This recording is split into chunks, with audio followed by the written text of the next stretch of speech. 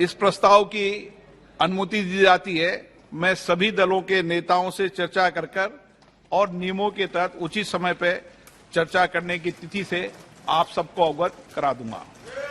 नमस्कार, आप देख रहे हैं न्यूज फॉर नेशन और मैं हूं प्रियदर्शन। लोकसभा में मोदी सरकार के खिलाफ अविश्वास प्रस्ताव लाने को लोकसभा स्पीकर की मंजूरी मिल गई है।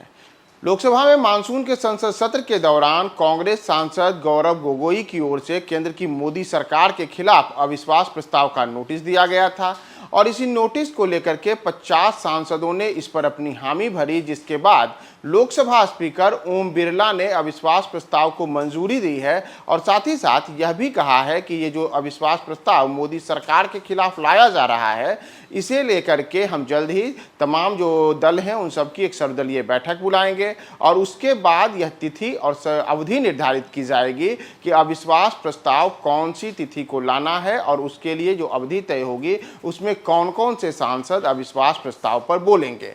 दरअसल केंद्र की मोदी सरकार को मणिपुर के मामले में विपक्ष द्वारा लगातार कटघरे में खड़ा किया जा रहा है। प्रधानमंत्री नरेंद्र मोदी की चुप्पी को लेकर के समूचा विपक्ष उनसे सवाल कर रहा है और पिछले करीब 5 दिनों से संसद में इसी मामले को लेकर के गतिरोध बना हुआ है। दोनों सदन, चाहे लोकसभा हो या राज्यसभा हो, मणिपुर के मुद्दे पर लगातार वहां हंगामे का दौर जारी है और एक दूसरे के खिलाफ आरोप प्रत्यारोप भी चल रहा है। लेकिन बावजूद इसके न तो सत्ता पक्ष न तो विपक्ष अपनी अपने मांगों को लेकर के कहीं से भी पीछे हट रहा है। तो इन तमाम चीजों को लेकर के आज ही कांग्रेस की ओर से और विपक्ष के कई सांसदों ने ये कहा कि हम केंद्र की मोदी सरकार के खिलाफ अविश्वास प्रस्ताव ला रहे हैं और अविश्वास प्रस्ताव लाने का हमारा मकसद, हम जानते हैं कि मोदी सरकार के पास पर्याप्त संख्या में बहुमत है, यानी कि लोकसभा में अभी जो एनडीए के सांसदों की संख्या है वह करीब 235 से ज्यादा है। यानी कि अगर अविश्वास प्रस्ताव लाया भी जा रहा है तो हमें पता है कि हमारा अविश्वास प्रस्ताव गिर जाएगा। लेकिन हम चाहते हैं कि प्रधानमंत्री नरेंद्र मोदी देश को मणिपुर के मुद्दे पर संसद में अपनी बात रखें। मणिपुर जो कि पिछले करीब 80 दिनों से ज़्यादा समय से हिंसा और बर्बर तरीके की जो वहाँ विभत्स घटनाएं हुई हैं उन सब से लेकर के परेशान है। वहाँ की तस्वीरें और वीडियोज़ जो आ रही हैं उससे देश शर्मसार हुआ है और इन सब को लेकर के पीएम मोदी को अपनी जवाबदेही और जिम्मेदारी दिखाते हुए संसद में वक्तव्य देना चाहिए।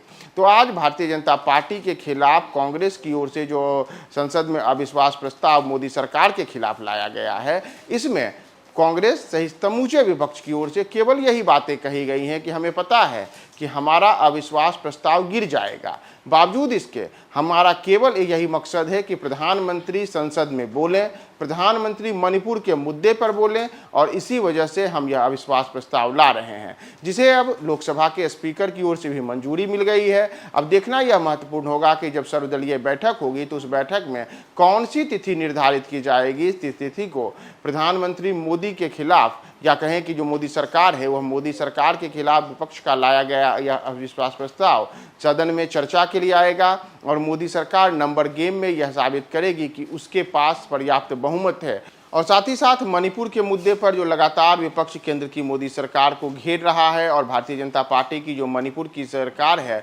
वहां उसकी जवाबदेही और जिम्मेदारी को लेकर के सवाल उठा रहा है, उन सब पर संसद में आखिर क्या बातें होती हैं हम आपको तमाम अपडेट्स बताएंगे। फिलहाल ये आपको बता करके छोड़े जा रहे हैं कि मोदी सरकार के खिलाफ संसद में लाया गया अविश्वास प्रस्ताव अब लोकसभा में उसे मंजूरी मिल गई है और जल्द ही इसके लिए तिथि और अवधि निर्धारित होगी कि किस दिन अविश्वास प्रस्ताव पर चर्चा और वोटिंग की जाए। माननीय सदस्यगण, मुझे सदन को सूचित करना है कि मुझे श्री गौरव गोगोई से नियम 198 के अंतर्गत मंत्रिपरिषद में अविश्वास प्रस्ताव प्राप्त हुआ है। मैं श्री गौरव गोगोई से सदन की अनुमति प्राप्त करने के लिए अनुरोध करता हूं। प्रस्ताव इस प्रकार है। ये सभा मंत्रिपरिषद में विश्वास का अभाव प्रकट करती है। श्री गोगोई कृपया सदन की अनुमति प्राप्त करें।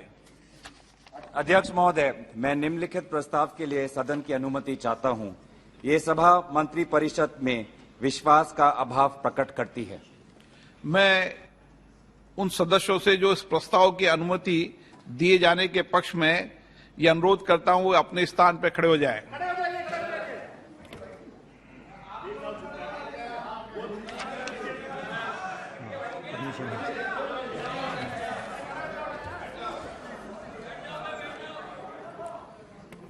इस प्रस्ताव की अनुमति दी जाती है। मैं सभी दलों के नेताओं से चर्चा कर और नियमों के तहत उचित समय पर चर्चा करने की तिथि से आप सबको अवगत करा दूंगा। Manish Tiwari ji. Mr. Speaker, sir, I rise to oppose the introduction of the said bills on want of legislative competence on 3 counts. First, it transgresses on the right to privacy. Number 2, it transgresses on the right to the separation of powers. And number 3, it suffers from the malady of excessive delegation. If the Speaker would permit, I could read out in detail as to what are the reasons for this, for opposing the bill. But these are my 3 fundamental objections, Mr. Speaker, sir. Adhir Ranjan जी, आप बोलना चाहते हैं? प्रश्न ये कि विधेयक को पूरा स्थापित करने की अनुमति प्रदान की जाए।